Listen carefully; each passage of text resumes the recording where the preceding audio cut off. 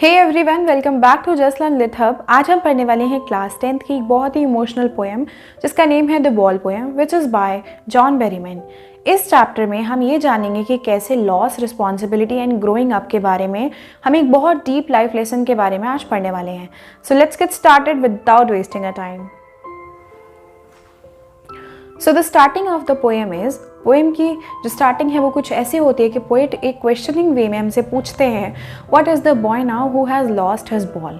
Means अब वो लड़का क्या करेगा जिसकी बॉल खो गई। मतलब कि वो यहाँ पर जो बॉल है उसको सिर्फ बॉल की तरह नहीं बल्कि उस बच्चे का पूरा बचपना, उसका बहुत चाइल्डिश एंड बहुत किडिश बिहेवियर जो था उसको पूरा इसके साथ रिलेट किया गया है इस बॉल के साथ। देन वो ये कहते हैं कि what is he to do? I saw it go merrily bouncing down the street, merrily over, there it is in the water. Means यहाँ पर जो पोइट है वो ये बताते हैं, वो खुद ही कंफ्यूज हो जाते हैं कि वो उस बच्चे से क्या बोलें, उनसे क्या समझाएं, क्योंकि उन्हें खुद नहीं समझ में आता कि बॉल अचानक से कैसे चली जाती है किसी को छोड़कर। यहाँ पर जो बॉल है वो सिर्फ बॉल नहीं, वो ये दिखाया गया कि कैसे इंसान की लाइफ से कोई भी चीज़ बिना किसी वार्निंग के सडनली गायब हो सकती है, सडनली खो सकती है। इसलिए हमेशा इंसान को किसी भी लॉस के लिए प्रिपेयर रहना चाहिए। फिर वो ये बताते हैं कि वो खुद ही देख रहे होते हैं कि जो बॉल होती है वो हंसी खुशी रोड पर खेलती हुई जा रही थी, merrily down the streets. Means वो बहुत अच्छे से खेलती खेलती वहाँ से जा रही थी और अचानक से वो कब पानी में गिर गई उन्हें खुद ही नहीं पता चला। तो वो यहाँ पर उस बच्चे को समझा भी नहीं सकते कि मतलब वो बॉल वापस आ जाएगी, क्योंकि वो बॉल अब वापस नहीं आएगी। इसलिए उस बच्चे को अगर पहले ये बताया जाता कि वो बॉल आपकी लाइफ से जा सकती है तो शायद उसको इतना ज़्यादा दुख ना होता। Next line is, No use to say, oh there are other balls, and ultimate shaking grief fixes the boy. Means यहाँ पर जो पोइट है वो ये कह रहे हैं कि उस बच्चे से उसको समझाने बुझाने का कि there are other balls in the world, like और भी सारी बॉल्स हैं जो हम तुम्हारे लिए ला सकते हैं, ये सब एक फालतू की चीज़ है। ये सिर्फ बच्चे के मन को बहलाने के लिए हम कह सकते हैं, बट असल में जो उसने चीज़ खोई है जिसके साथ वो इतना इमोशनली अटैच्ड था वो उसको बहुत ज़्यादा अंदर से हिला चुकी है। वो खुद बहुत ज़्यादा शॉक में है, उसको समझ में नहीं आ रहा कि उसकी बॉल अचानक से कहाँ चली गई। यहाँ पर उसकी लाइफ का एक जो रियल लॉस है वो अभी एक फर्स्ट फेज़ में है जिसमें उसका फर्स्ट रियल लॉस हुआ है उसकी लाइफ का। तो वो बहुत ज़्यादा शेकिंग ग्रीफ में, लाइक वो बहुत ज़्यादा हिल चुका है अंदर तक। So the next line is, as he stands rigid trembling and staring down all his young days into the harbor where his ball went। मतलब कि यहाँ पर जो हमारे पोइट है वो हमें बताते हैं कि जिस तरीके से वो इतना शांत खड़ा है, ना कुछ बोल रहा है, ना कुछ सुन रहा है, ना किसी की तरफ देख रहा है, वो सिर्फ और सिर्फ उस पानी की तरफ देख रहा है जिसमें उसका पूरा बचपन डूब गया।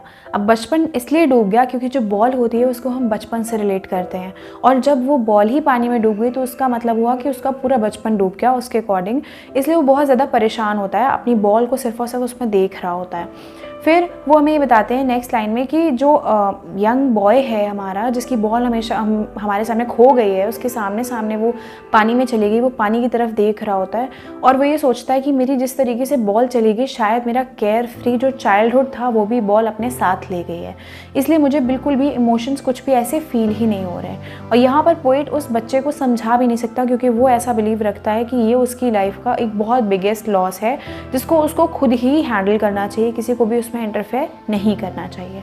नेक्स्ट लाइन में पोइट हमें बताते हैं, I would not intrude on him, a dime another ball is worthless। Means जो पोइट है वो ये कहते हैं कि मैं उस बच्चे को बिल्कुल भी कंसोल नहीं करूँगा, उसके झूठी दिलासा नहीं दिलाऊंगा, क्योंकि ये उसकी लाइफ का एक्चुअल पेन है और वो उसको खुद ही हैंडल करना ज़रूरी है। As I told you in the last line कि उसकी लाइफ का ये इतना बड़ा जो लॉस उसने फेस किया है ये उसके लिए एक पॉजिटिविटी का काम करेगा, क्योंकि उसको आगे अपनी लाइफ के और भी जो भी लॉसेस होंगे उसको झेलने में उसको ताकत मिलेगी अगर वो इस लॉस को झेल पा रहा है तो। फिर नेक्स्ट लाइन में वो जो बोलते हैं कि a dime another ball is worthless. Means जो अच्छी नई बॉल, चाहे वो चीज़ 10 पैसे की हो, चाहे 10 पैसे की बॉल हो या बिल्कुल न्यू बॉल हो, ब्रांड न्यू, वो भी उसके लिए वर्थलेस है, क्योंकि उसके सामने जो इमोशनली उसकी जो बहुत अटैच्ड जो बॉल थी वो उसके सामने पानी में डूब गई, तो उसका बचपन उसी में ही डूब गया। सो the next line is, now he senses first responsibility in the world of possessions. Means यहाँ पर जो पॉइंट है वो ये बताते हैं कि उस बच्चे ने अभी अपनी पहली रिस्पॉन्सिबिलिटी को उठाया है। उसको आइडिया हुआ है कि कैसे किसी चीज़ का लॉस होना एक बहुत ही अनअवॉइडेबल थिंग है, जिसे हमें एक्सेप्ट करना बहुत हमारी मजबूरी है। और फिर नेक्स्ट लाइन में वो हमें ये बताते हैं, in a world of possessions, means यहाँ पर जो चीज़ें हैं वो रुकती नहीं है, वो आती जाती रहती हैं, और कुछ चीज़ें होती हैं जो हमारे लिए रिप्लेसेबल नहीं होती, जो हमारे लिए इतनी ज़्यादा अहमियत रखती है हमारी लाइफ में कि हम उनको रिप्लेस किसी और चीज़ के साथ नहीं कर सकते। इसलिए इंसान को हमेशा ये चीज़ जान लेनी चाहिए।